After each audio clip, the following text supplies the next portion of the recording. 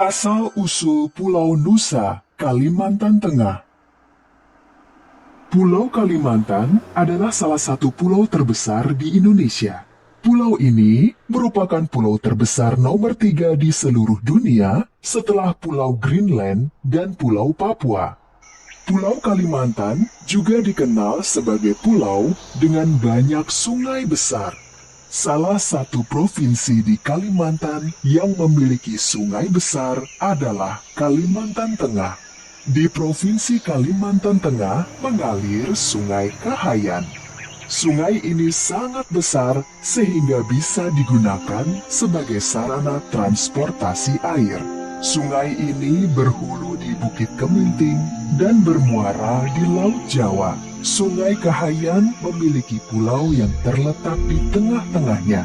Pulau tersebut dikenal dengan nama Pulau Nusa yang berada pada aliran Sungai Kahayan di Kabupaten Pulang Pisau. Pulau Nusa memiliki asal-usul yang menarik dan diceritakan turun-temurun hingga sekarang. Bagaimana cerita asal-usul Pulau Nusa? Mari kita simak bersama dalam cerita berikut ini. Pada zaman dahulu kala, di sebuah desa pada tepian Sungai Kahayan, tinggallah seorang bernama Nusa. Nusa hidup dengan istri dan seorang adik iparnya. Untuk memenuhi kebutuhan sehari-hari, Nusa dan adik iparnya bercocok tanam di sebuah ladang kecil dekat rumah panggung mereka. Ladang yang subur dan ketekunan mereka dalam bercocok tanam menghasilkan panen yang melimpah. Sayangnya, suatu hari desa tempat tinggal Nusa dilanda kekeringan. Untuk memenuhi kebutuhan selama kekeringan, Nusa dan adik iparnya pergi berburu di Sungai Ruhan, sebuah sungai kecil di dekat Sungai Kahayan. Mereka terus mendayung di Sungai Ruhan sampai akhirnya sebuah pohon yang tumbang menghalau perahu mereka. Nusa dan adik iparnya mencoba membelah kayu tersebut. Namun, hari semakin sore. Hari semakin sore dan kita belum mendapatkan hasil buruan. Lanjutkan memotong batang pohon ini. Aku akan masuk ke hutan. Nusa kemudian masuk ke dalam hutan untuk mencari binatang buruan. Tiba-tiba, Nusa melihat sebuah telur yang berwarna putih besar. Sesampainya di rumah, telur ini terlalu besar, Kakanda. Apakah Kakanda tidak khawatir? Bahkan, Kakanda sendiri tidak mengetahui itu telur apa. Telur ini sangat besar. Tidak usah khawatir. Telur ini cukup untuk makan kita bertiga. Lebih baik kita tidak memakan telur ini, Kakanda. Tidak makan hari ini tidak apa-apa, asalkan kita tidak memakan sesuatu yang tidak jelas asal-usulnya. Jika kalian tidak mau memakan telur ini, biar aku saja yang memakannya. Aku tidak peduli ini telur apa. Dengan wajah yang kesal kepada istrinya, akhirnya Nusa sendiri yang merebus telur tersebut. Setelah telur tersebut matang, Nusa memakannya sampai habis.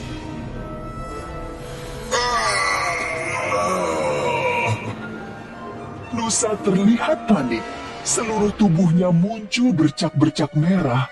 Rasanya sakit dan gatal. Istri dan adik ipar Nusa datang membantu menggaruk tubuh Nusa. Bukannya menjadi sembuh, bercak-bercak merah di tubuh Nusa berubah menjadi sisik. Nusa pun akhirnya menyesal telah mengabaikan peringatan istrinya agar tidak memakan telur tersebut. Namun, semuanya telah terlambat. Adik ipar Nusa pun datang bersama warga. Mereka terkejut melihat tubuh Nusa telah dipenuhi sisik dari dada sampai kaki. Karena tubuhnya yang semakin membesar, Nusa kemudian dibawa ke halaman. Tubuhku panas sekali. Tolong masukkan aku ke dalam sungai. Adik ipar dan para warga desa membantu mendorong tubuh Nusa masuk ke dalam Sungai Kahayan yang sedang mengering. Istri Nusa hanya memandanginya dengan tatapan sedih. Ketika masuk ke dalam Sungai Kahayan, tubuh Nusa kemudian benar-benar menjadi naga yang sangat besar. Setelah bersusah payah dibantu warga masuk ke dalam sungai, Nusa kemudian berpesan kepada istrinya. Adinda, nanti malam akan turun hujan lebat disertai badai. Lebih baik kamu, adikmu, dan para warga segera mengungsi. Tinggalkanlah kakanda di sini. Sudah menjadi garis nasib kita harus segera berpisah. Maafkanlah kakanda selama ini. Nusa yang telah sepenuhnya menjadi naga itu hanya bisa menangis melihat kepergian orang-orang yang disayanginya. Pada malam harinya, seperti yang dikatakan Nusa, terjadi hujan badai. Luapan air yang besar membuat tubuh Nusa terbawa arus. Tubuh Nusa yang terbawa banjir Sungai Kahayan akhirnya terdampar di dekat muara. Nusa hanya berdiam diri sambil melingkar tubuhnya di muara Sungai Kahayan. Di muara sungai tersebut banyak terdapat ikan sehingga Nusa tidak kesulitan mencari makanan. Kehadiran Nusa di muara tersebut membuat ikan-ikan menjadi cemas akan keselamatan mereka. Suatu hari, ikan jelawat dan ikan saluang terlibat pembicaraan untuk menyelamatkan umat ikan di muara Sungai Kahayan. Aku punya ide bagus. Kalian ikut saja ideku. Bagaimana caranya kita mengusir naga Nusa dari sini? Kalian harus tenang. Tunggu saja perintahku. Yang penting, kalian semua siap membantuku. Tuan Nusa, aku tadi bertemu seekor naga jahat yang besarnya sama denganmu. Naga jahat itu tahu engkau tinggal di sini. Dia memintaku untuk menyampaikan tantangan berkelahi kepadamu. Berani sekali dia menantangku. Aku tunggu dia besok di sini. Keesokan harinya, naga Nusa sudah mempersiapkan diri untuk menghadapi naga yang menantangnya. Sambil melakukan pemanasan, Nusa merasa aneh, tidak ada seekor ikan pun yang terlihat. Namun, Nusa berpikir ikan-ikan ketakutan akan adanya perkelahian besar dua ekor naga. Nusa menunggu musuhnya hingga matahari condong ke barat. Namun, musuh yang ditunggu tidak kunjung datang. Nusa pun mengantuk dan tertidur. Ternyata, sedari tadi ikan saluang mengintip Nusa dari jauh dan mendekatinya ketika Nusa tertidur. Tuan Nusa! Tuan Nusa! Bangun! Musuhmu datang!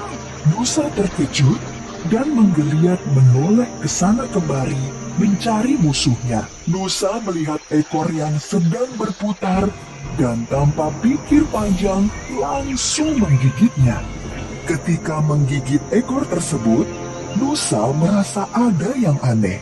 Nusa memandang ekor yang sedang digigitnya dengan seksama.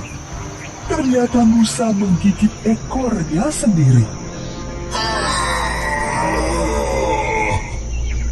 Nusa berteriak kesakitan karena ekornya putus. Dan yang lebih menyakitkan bahwa dia sendiri yang menggigit ekornya.